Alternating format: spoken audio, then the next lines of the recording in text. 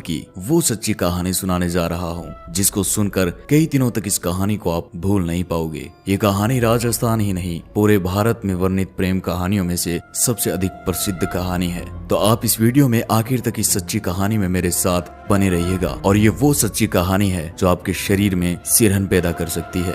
नमस्कार दोस्तों, मैं हनुमानगढ़ राजस्थान से राज सोनी और आप देख रहे हैं देखो राजस्थान। आप चैनल को अभी सब्सक्राइब करने के साथ कमेंट बॉक्स में अपनी गांव या शहर का नाम जरूर लिखते जाइएगा और इस सच्ची घटना को पूरा जरूर देखिएगा। इस कहानी की शुरुआत होती है राजस्थान के पश्चिमी क्षेत्र में बसे अमरकोट से, जो वर्तमान में पाकिस्तान में स्थित है। उस वक्त इस अमरकोट का शासक था राजकुमार महेंद्र, जो बड़ा ही पराक्रमी राजा होने के साथ दिखने में ऊंची लंबी कदकाठी का बड़ा ही सुंदर राजकुमार था, जिसके चेहरे पर सुंदरता का एक अलग ही तेज था। और इसी सुंदरता ने शायद इस कहानी को जन्म दिया, जो इतनी दुखदायक थी कि इसके बारे में लिखते वक्त शायद इतिहासकारों के भी हाथ कांप उठे होंगे।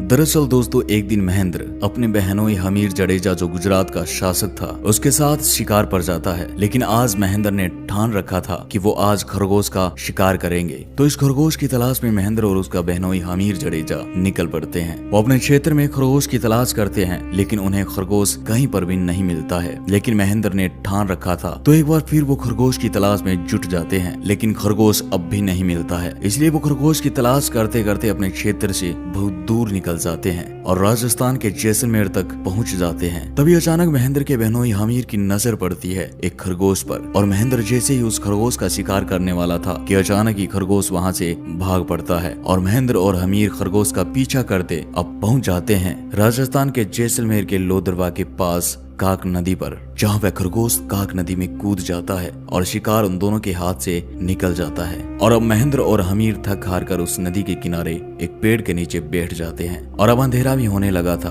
तो अब हमीर महेंद्र से कहता है वो अपने क्षेत्र से बहुत दूर निकल आए हैं, तो अब उन्हें यहीं पर अपने खान पान की व्यवस्था करनी पड़ेगी। तभी महेंद्र और हमीर अपने आसपास कोई ठहरने की जगह ढूंढने लगते हैं कि अचानक इस नदी की दूसरी ओर दूर उन्हें एक खूबसूरत महल दिखाई देता है। और अब वो दोनों नदी पार कर उस महल तक पहुंच जाते हैं, जहां उन्हें पता चलता है कि ये महल और किसी का नहीं बल्कि लोदरवा की राजकुमारी मूमल का है, जिसकी खूबसूरती के चर्चे दूर दूर तक के क्षेत्र में फैले थे। वो इस महल के पास पहुंचते हैं तो देखते हैं कि महल गुलाब के फूलों से सजा पड़ा था। भव्य इमारत, चारों तरफ पहरेदार, आसपास सेवक सेविकाएं खड़ी है और इस महल के चारों तरफ रौनक छाई हुई है। इसके बाद महेंद्र महल के सेवकों को अपना परिचय देता है और बताता है कि वो अमरकोट का राजकुमार महेंद्र है और ये गुजरात के शासक हमीर जडेजा है। हम शिकार के लिए आए थे लेकिन रास्ता भटक गए हैं और अब हम आपके यहाँ रुककर खान पान और विश्राम करना चाहते हैं। अब इसके बाद द्वारपाल उन्हें महल के अंदर ले जाते हैं और उनका खूब सत्कार किया जाता है। उनके विश्राम की और खान पान की व्यवस्था की जाती है। अब महेंद्र और हमीर भोजन करने के पश्चात वहाँ से अमरकोट रवाना होने की तैयारी करते हैं। लेकिन जैसे ही वो जाने लगते हैं तो एक सेवक राजकुमारी का संदेश लेकर उनके पास पहुंचता है और कहता है कि राजकुमारी मूमल आपसे मिलना चाहती है, लेकिन एक साथ नहीं, अलग अलग। तो अब राजकुमार महेंद्र अपने बहनोई हमीर से कहता है कि आप बड़े हो तो राजकुमारी से मिलने पहले आप जाइए। अब हमीर राजकुमार से मिलने के लिए उस कक्ष की ओर जाने लगता है जिस कक्ष में मूमल रहती है। लेकिन हमीर उस कक्ष में जाने वाले गलियारे में प्रवेश करता है तो हमीर को कक्ष का रास्ता बड़ा ही विचित्र लगता है। अब हमीर जैसे ही कक्ष की ओर थोड़ा आगे बढ़ता है तो वह देखता है कि सामने उस रास्ते पर बाघ, शेर और मगरमच्छ जैसे अनेक खतरनाक जानवर थे। और ये देखते ही हमीर तुरंत ही वापस मुड़ जाता है और आकर महेंद्र को बताता है कि ये कैसी विचित्र महिला है जिसने अपने पहरेदार के रूप में खतरनाक जानवरों को रख रखा है। यह सुनते ही तुरंत महेंद्र कहता है कि मैं जाऊंगा उस राजकुमारी से मिलने जिसने अपनी सुरक्षा के लिए इन खतरनाक जानवरों को रखा हुआ है। और इतना कहकर महेंद्र हाथ में तलवार लिए राजकुमारी मूमल के कक्ष की ओर जाने लगता है। और वह जैसे ही कक्ष के पास पहुंचा तो सामने एक शेर को देखता है और अपनी तलवार से उस शेर की गर्दन धड़ से अलग कर देता है। और गर्दन अलग होते ही महेंद्र को पता चलता है कि ये सब असली नहीं बल्कि मोम के हैं, लेकिन देखने पर असली प्रतीत होते हैं। अब इसके बाद महेंद्र राजकुमारी मूमल के कक्ष तक पहुंच जाता है और वह जैसे ही कक्ष में प्रवेश करता है तो सामने का मंजर देखकर महेंद्र की नजरें ठहर जाती है। वह सामने देखता है कि एक सुंदर कन्या जिसकी आंखें हिरनी जैसी जिसके बाल एड़ियों तक लंबे, जिसका चेहरा शरद रात्रि के पूर्णिमा के चांद जैसा। वह कन्या महेंद्र की प्रतीक्षा में उसके सामने खड़ी थी और ये कन्या कोई साधारण कन्या नहीं बल्कि लोदरवा की राजकुमारी मूमल थी, जिसकी सुंदरता का बखान दूर दूर तक के क्षेत्र में फैला हुआ था। लेकिन इस कहानी में इसके साथ जो होता है वो सुनकर आपके शरीर के रोंगटे खड़े होने के साथ साथ आपकी रूह भी कांप जाएगी। इसके बाद उस कक्ष में खड़े महेंद्र की नजरें मूमल से हट ही नहीं रही थी। वह उसे देखकर अभिभूत हो जाता है। मूमल इतनी आकर्षित थी कि महेंद्र मूमल पर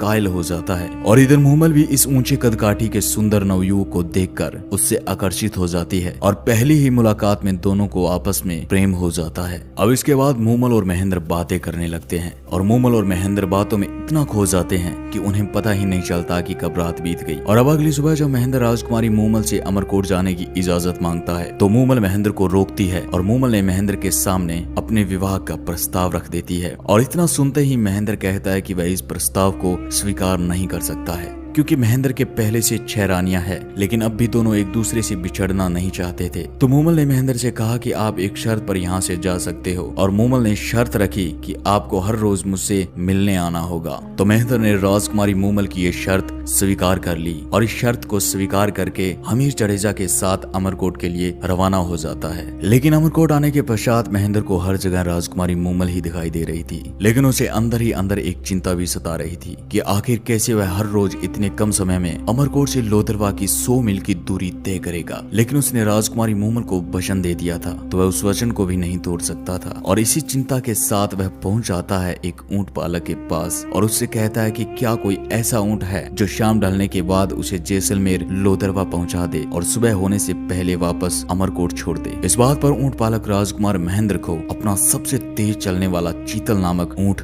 दे देता है। और अब इस तेज रफ्तार ऊंट चीतल पर सवार होकर रोज रात महेंद्र मूमल के पास मिलने जाता और सुबह होते ही वापस अमरकोट पहुंच जाता और लगभग 8 महीने तक ऐसा ही सिलसिला चलता रहा। रोज रात महेंद्र मूमल के पास जाता और सुबह होने से पहले ही अमरकोट पहुंच जाता और अपने कक्ष में बिना किसी को बताए जाकर सो जाता। अब दोस्तों धीरे धीरे महेंद्र की सभी रानियों को शक होने लगता है। तो एक दिन सभी रानियां मिलकर सबसे छोटी रानी के पास जाती है और महेंद्र के हर रात गायब होने का कारण पूछती है, क्योंकि महेंद्र पिछले 8 महीने से अपनी रानियों को समय नहीं दे पा रहा था और इसी बात ने उन रानियों को शक पैदा कर दिया था। अब वो सभी रानियां जैसे ही छोटी रानी के पास पहुंचती है तो छोटी रानी कहती है कि उसे नहीं पता कि आखिर महेंद्र रात को जाता कहाँ है। वह हर रात गायब रहकर सुबह आकर अपने कक्ष में सो जाता है। तो अब इसी चिंता के साथ महेंद्र की सभी रानियां मिलकर अपनी सास के पास जाती है और उन्हें सारी घटना से अवगत करवाती है। तो महेंद्र की माँ छोटी रानी से पूछती है कि महेंद्र जब घर आता है तो कैसी हालत में होता है। तो छोटी रानी बताती है कि महेंद्र पूरी तरह भीगा होता है और सुबह जल्दी आकर कक्ष में सो जाता है। और इसी बात पर महेंद्र की माँ छोटी रानी को कहती है कि अब जब महेंद्र भीगा हुआ आए तो एक बार उसके बालों पर चिपका पानी मुझे लाकर दिखाई। और छोटी रानी वैसा ही करती है। वह महेंद्र के बालों से टपका पानी एक बर्तन में इकट्ठा कर अपनी सास को दिखाती है और महेंद्र की माँ जैसे उस पानी को चखती है तो उसे पता चलता है कि ये पानी तो काक नदी का है। बस महेंद्र की माँ को सब समझ में आ जाता है कि उसका बेटा रोज रात उस क्षेत्र की सबसे खूबसूरत राजकुमारी मूमल के पास जाता है जिसका महल काक नदी के किनारे है। और अब ये बात जब महेंद्र की रानियों को पता चलती है तो वो महेंद्र को मूमल से मिलने से रोकने के लिए एक तरकीब लड़ाती है और वो उस ऊंट जिस पर अब तक राजकुमार महेंद्र जाता था उस ऊंट को जहर दे देती है ताकि महेंद्र लोदरवा मूमल के पास न जा सके। अब अगले दिन जब महेंद्र चीतल के पास जाता है तो वह देखता है कि उसका ऊंट चीतल मरा पड़ा है और ये देखकर महेंद्र चिंतित हो उठता है और वह सोच में पड़ जाता है कि अब वह मूमल के पास हर रोज कैसे जाएगा। और इसी चिंता के साथ एक बार फिर वह उसी ऊंट पालक के पास जाता है और वह ऊंट पालक के पास जाकर चीतल जैसे ही ऊंट की मांग करता है जो उसे चीतल की भांति लोदरवा पहुंचा दे और उसी रात वापस उसे अमरकोट छोड़ दे। और ये सुनकर ऊंट पालक महेंद्र से चीतल जैसा ही ऊंट तो नहीं पर उसकी जैसी रफ्तार वाली ऊंटनी के बारे में बताता है जो उसे उसी रफ्तार के साथ लोदरवा जैसलमेर पहुंचाकर एक ही रात में वापस अमरकोट ले आएगी। लेकिन ऊंट पालक ने महेंद्र से कहा कि आप इसे ले जाइएगा, लेकिन एक बात का ध्यान रखिएगा कि अगर गलती से भी इस पर वार कर दिया तो ये आपको रेगिस्तान में भटका सकती आती है तो महेंद्र शर्त मानकर उस ऊँटनी को ले जाता है और उसी रात उस ऊँटनी पर सवार होकर अमरकोट से लोथरवा के लिए निकल पड़ता है। लेकिन दोस्तों रास्ते में महेंद्र मूमल से मिलने की जल्दबाजी में गलती से उस ऊँटनी पर चाबुक से वार कर देता है और वार करते ही ऊँटनी उसे रास्ते से भटका देती है। लेकिन इधर लोथरवा के महल में मूमल अपनी सखियों के साथ बैठी महेंद्र का इंतजार कर रही थी तो मूमल की बहन सुमल अपनी बहन का मन बहलाने के लिए पुरुष का रूप धारण कर लेती है और दोनों बहनें खेलते खेलते एक साथ ही सो जाती है। लेकिन दोस्तों सुमल ने अपनी बहन के साथ सोते वक्त पुरुष की वेशभूषा नहीं उतारी और वह इसी भेष में अपनी बहन मूमल के साथ सो जाती है। और अब इधर महेंद्र जैसे तैसे उस ऊँटनी को काबू करके राजकुमारी मूमल के महल के बाहर पहुंचता है। लेकिन महेंद्र को देर हो जाती है। वह सुबह के लगभग 4 से 5 बजे लोथरवा पहुंचता है और सीधे मूमल के कक्ष की ओर जाता है और वह जैसे ही मूमल के कक्ष में प्रवेश करता है तो उसके पैरों के नीचे से जमीन खिसक जाती है। वह सामने का मंजर देखकर हक्का बक्का रह जाता है। वह देखता है कि राजकुमारी मूमल किसी पुरुष के साथ सो रही थी और ये दृश्य देखकर महेंद्र के हाथ में पकड़ा चाबुक वही दरवाजे पर गिर जाता है। लेकिन दोस्तों मूमल के साथ कोई पुरुष नहीं बल्कि पुरुष का भेष धारण किए उसकी बहन सुमल सो रही थी। लेकिन महेंद्र को कहाँ पता था कि यह तो उसकी बहन सुमल है। महेंद्र तो कक्ष के दरवाजे के पास खड़ा ये दृश्य देखकर बहुत दुखी होता है और अब वह पूरी तरह से टूट गया था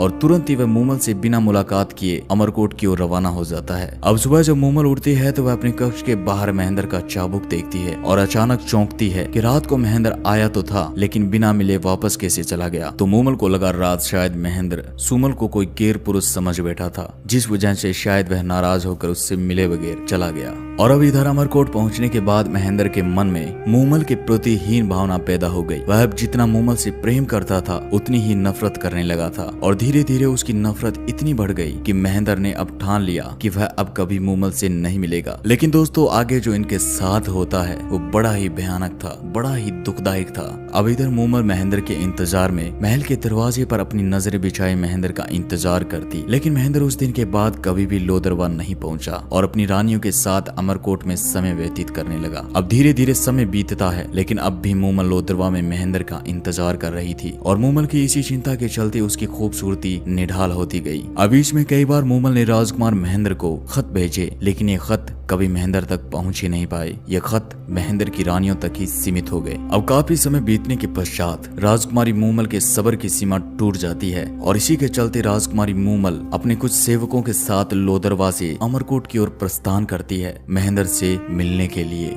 और अब मूमल अमरकोट महेंद्र के महल के बाहर पहुंच जाती है और अपना पैगाम महेंद्र तक पहुंचाती है कि लोथरवा की राजकुमारी मूमल उनसे मिलने खुद आई है। महेंद्र तक ये पैगाम पहुंचता है लेकिन महेंद्र को अब भी मूमल से नाराजगी थी जिसके चलते महेंद्र पैगाम भिजवाता है कि महेंद्र का स्वास्थ्य खराब होने के कारण वह राजकुमारी मूमल से नहीं मिल सकता है। लेकिन मूमल को हर हाल में महेंद्र से मिलना था जिस कारण वह रात्रिकालीन विश्राम वहीं अमरकोट में करती है। और अगली सुबह मूमल फिर पैगाम भिजवाती है कि महेंद्र का स्वास्थ्य अब कैसा है, क्या वह अब मुझसे मिल सकते हैं। लेकिन एक बार फिर महेंद्र की तरफ से मना कर दिया जाता है। लेकिन मूमल कहाँ मानने वाली थी। अब मूमल वहीं पर डेरा जमाई बैठ जाती है और हर रोज महेंद्र तक मिलने का पैगाम भिजवाती है। अब महेंद्र के भी कई बार मूमल से मिलने की इच्छा हुई लेकिन उसके सामने उस रात का वो दृश्य घूम उठता है जो उसकी मिलने की इच्छा को खत्म कर देता है। अब इसके बाद मूमल को लगा कि मेरे हर पैगाम का जवाब ना में आ रहा है तो अब मूमल अपनी बात व्यक्त करने के लिए गाने वाले संदेश वाहकों का सहारा लेती है और ये संदेश वाहक निढाल होती जा रही मूमल का संदेश लेकर महेंद्र तक पहुंचते हैं और उस संदेश का गाना गाकर उस रात की सच्ची घटना का बखान करते हैं। अब उनका बखान सुनकर महेंद्र मन ही मन सोचता है कि मूमल मेरी इतनी प्रतीक्षा कर रही है तो हो सकता है मूमल सच्ची हो और इसी के चलते महेंद्र की भी अब मूमल से मिलने की इच्छा होती है। लेकिन महेंद्र उससे मिलने से पहले अपने विचलित मन से मूमल की आखिरी परीक्षा लेना चाहता है। अब महेंद्र अपने एक दरबारी को बुलाता है और मूमल तक एक पैगाम भिजवाता है। महेंद्र दरबारी से कहता है कि तुम राजकुमारी मूमल को जाकर बोलो कि रात को महेंद्र को काले नाग ने डस लिया है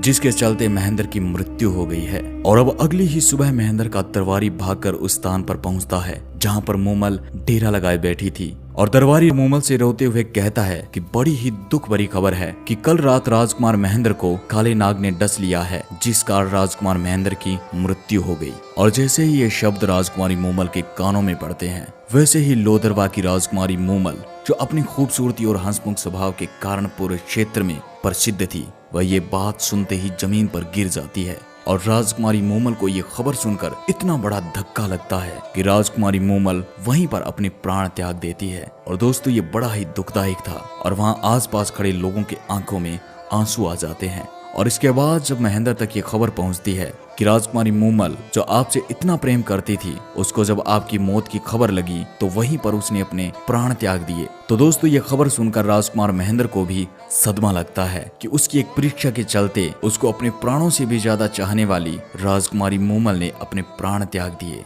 तो ये सोच सोच कर राजकुमार महेंद्र भी मोमल के लिए पागल हो जाता है और पागल होने के कारण कुछ ही समय में राजकुमार महेंद्र भी मोमल की याद में अपने प्राण त्याग देता है। तो दोस्तों ये थी राजस्थान की वो सच्ची प्रेम कथा जिसको वर्णन करते वक्त शायद इतिहासकारों की भी आंखें नम हो गई होगी। और दोस्तों आज महेंद्र और मोमल की ये दुख भरी प्रेम कहानी जैसलमेर के लोदरवा के पास बने मोमल महल की दीवारें बयां करती है। तो दोस्तों मिलता हूँ एक नई कहानी के साथ, तब तक के लिए अपना ख्याल रखिएगा और अपने चैनल को अभी सब्सक्राइब करने के साथ कमेंट बॉक्स में अपने गांव या शहर का नाम लिखकर अपने विचार जरूर लिखिएगा।